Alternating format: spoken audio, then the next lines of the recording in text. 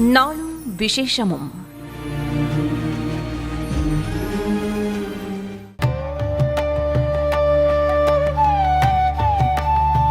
ஐஸ்வர்யம் தரும் ஆடி வெள்ளி.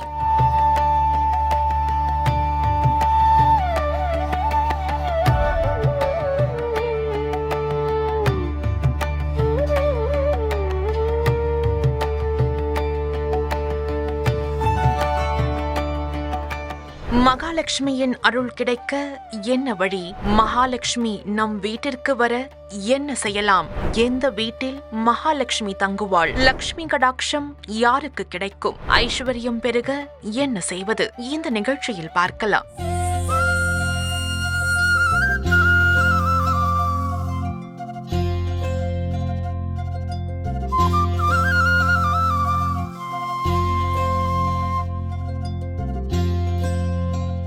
பணத்தேவை நம் எல்லோருக்கும் உண்டு. வீட்டில் செல்வம் பெருக வேண்டும், பொன் பொருள் சேர வேண்டும், பணம் தங்க வேண்டும், ஐஸ்வர்யம் கிட்ட வேண்டும் என்ற எண்ணம் எல்லா மக்களுக்கும் இருக்கும் தானே. அது நியாயமான ஆசையாக கூட இருக்கலாம், தவறில்லை. ஆனால் அது பேராசையாக மாறிவிடக் கூடாது என்பதில் நாம் விழிப்புடன் இருக்க வேண்டும். போதும் என்ற மனமே மருந்து என்பார்களே, அந்த எண்ணமே நன்மை தரும். எல்லாவற்றிற்கும் மேலாக லட்சுமி கடாட்சம் வேண்டும் என்று பெரியோர்கள் ஆசிர்வதிப்பார்களே, அதை கவனித்திருக்கிறீர்களா? நாம் முன்னதாக சொன்ன அத்தனையும் நடக்க வேண்டும் என்றால் லட்சுமியின் அருள் கிடைக்க வேண்டும். மகாலட்சுமியின் அருள் கிடைக்க என்ன செய்வது? முதலில் ஆடி மாதம் என்றால் என்னவென்று பார்க்கலாம்.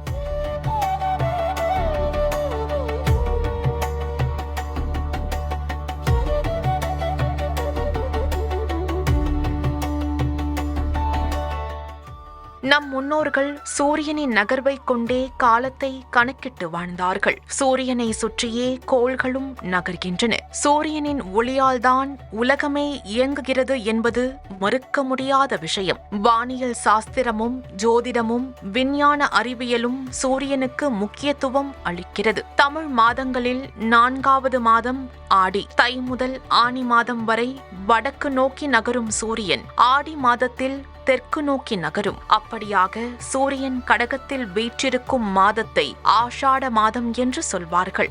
இந்த காலத்தையே உத்தராயண புண்ணிய காலம், தட்சிணாயன புண்ணிய காலம் என்று சொன்னார்கள். ஆன்மீக வழிபாட்டிற்கும் இயற்கை வழிபாட்டிற்கும் பெயர் பெற்றது ஆடி. ஆடி மாதத்தில் ஆடி கிருத்திகை, ஆடி பெருக்கு, ஆடி செவ்வாய், ஆடி வெள்ளி, ஆடி பூரம், ஆடி பௌர்ணமி போன்ற முக்கிய விழாக்களும் கொண்டாடப்படுகின்றன. தெய்வ வழிபாட்டிற்கு சிறந்த மாதமான ஆடி மாதத்தில் புதிய சுபகாரியங்கள் மற்றும் திருமணங்கள் செய்வதை நம் முன்னோர்கள் தவிர்த்தார்கள்.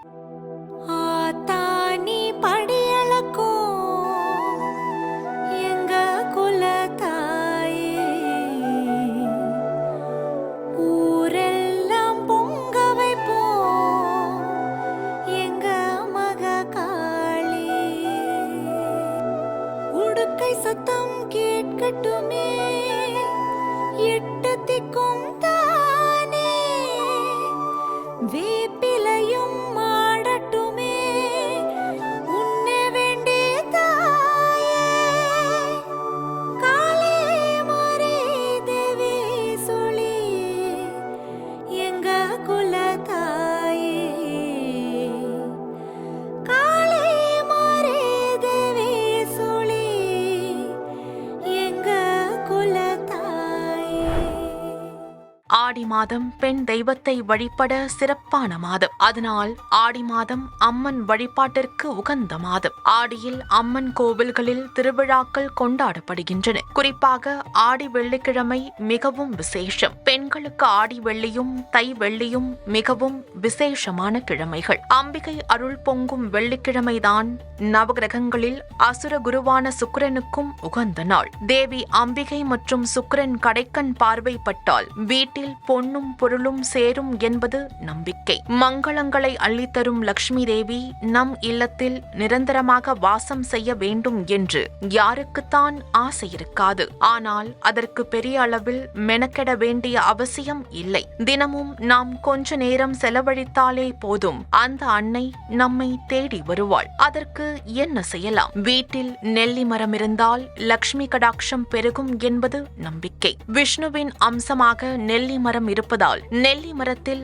மகாலட்சுமி வாசம் செய்கிறாள் என்ற ஐதீகம். நெல்லி மரம் இருக்கும் வீட்டில் தெய்வீக அருள் நிறைந்திருக்கும். எவ்வித தீய சக்திகளும் அணுக முடியாது. செல்வத்தை அள்ளி கொடுக்கும் அந்த பரந்தாமன் பெருமாளின் பத்தினியான மகாலட்சுமிக்கு வெள்ளிக்கிழமை மிகவும் பிடித்தமானது. அதனால் வெள்ளிக்கிழமைகளில் விரதமிருந்து திருவிளக்கு பூஜை செய்து வந்தால் நம் இல்லத்தில் மட்டுமில்லாமல் உள்ளத்திலும் நிரந்தரமாக மகாலட்சுமி வசித்திடுவாள்.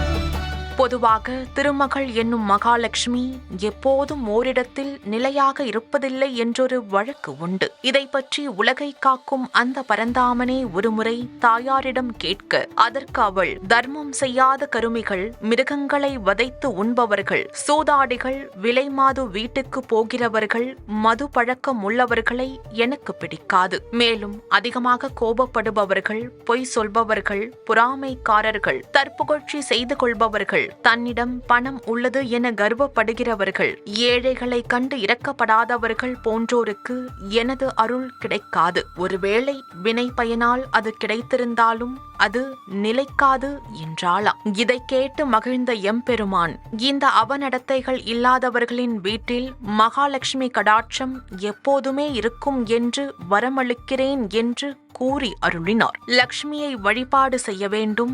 எப்படி வழிபாடு செய்வது? லக்ஷ்மி வழிபாட்டை தொடங்கும் போது முறையாக விளக்கேற்றி வைத்து குங்குமம், சந்தனம், பூ, தேங்காய், வெற்றிலை, பாக்கு, இனிப்பு பொருட்களை வைத்து வழிபாடு செய்ய வேண்டும். பின்பு அஷ்டலட்சுமி வருகை துதிப்பாடல்களை பாடி தீபம் ஏற்றி வழிபாடு செய்தால் செல்வ வளம் பெருகும். மாலை 6 மணிக்கே திருவிளக்கு ஏற்றி விட வேண்டும். தினசரி துளசி மாடத்திற்கு விளக்கேற்றி மும்முறை வலம் வர வேண்டும். விளக்கேற்றிய பிறகு பால், தயிர், உப்பு, ஊசி இவற்றை பிறருக்கு கொடுக்க கூடாது என்று சொல்வார்கள். வெள்ளிக்கிழமைகளில் மாலை 5 மணிக்குள் நமது வீட்டை பெருக்கி சுத்தம் செய்து விட வேண்டும். பின்னர் நமது வீட்டு பூஜை அறையில் நெய்யில் தாமரை நூலில் தீபம் ஏற்றிட வேண்டும். அதன் பிறகு 100 கிராம் உப்பு வாங்கி வருவது செல்வ வளத்தை நமது வீட்டிற்கு விரைவாக கொண்டு வரும். மகாலட்சுமிக்கு பிடித்தது என்னென்ன தெரியுமா? சுமங்கலி பெண்கள் பூரண கும்பம், மஞ்சள், குங்குமம், திருமண், சூர்ணம், கோலம், சந்தனம், வாழை, மாவிலை தோரணம், வெற்றிலை, திருவிளக்கு, யானை, பசு, கண்ணாடி, உள்ளங்கை தீபம் இவை அனைத்தும் லக்ஷ்மிக்கு மிகவும் பிடித்தவை என்று புராணங்கள் சொல்கின்றன. நம் வீட்டில் தவிர்க்க வேண்டிய விஷயங்கள் என்னென்ன? வீட்டில் எப்போதும் சண்டை சச்சரவு செய்யக்கூடாது. அமங்கல வார்த்தைகளை பேசவே கூடாது. அதை தவிர்க்க காலை நேரத்தில் வெங்கடேச சுப்ரபாதம், மாலை நேரத்தில் விஷ்ணு சகஸ்ரநாமம் பாடலை கேட்பது அவசியம். அதை யார் கடைபிடிக்கிறார்களோ அந்த வீடுகளில் நல்லதே நடக்கும். செல்வ செழிப்பு தாமாகவே வந்துவிடும். பெண்கள் நெற்றிக்கு குங்குமம் வைக்காமல் இருக்கக்கூடாது. மேலும் அவர்கள் வளையல் அணியாமல் எதையும் பரிமாறக்கூடாது. அதே போல பெண்கள் மூக்குத்தி, வளையல், மெட்டி அணிவது மகாலட்சுமியின் அருள் கிடைக்கும். பெண்கள் தலைவிரி கோலத்துடன் காட்சியளிப்பது கூடவே கூடாது என்று பெரியோர்கள் சொல்வார்கள். வழிபாட்டிற்கு உகந்ததான ஆடி மாதத்தில் வெள்ளிக்கிழமை தோறும் தவறாமல் விளக்கேற்றி வைத்து வழிபாடு செய்தால் அந்த மகாலட்சுமியின் அருள் கிட்டும். ஆடி மாதத்தில் அம்பிகையை மனதில் நிறுத்தி விரதமிருந்தால் நாம் நினைத்தது நிறைவேறும். அம்மன் அருளோடு அன்னை மகாலட்சுமியின் பரிபூர்ண அருள் பெறுவோம்.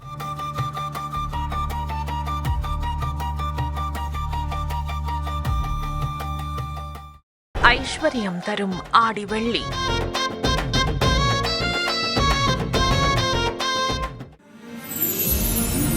நாளும் விசேஷமும்.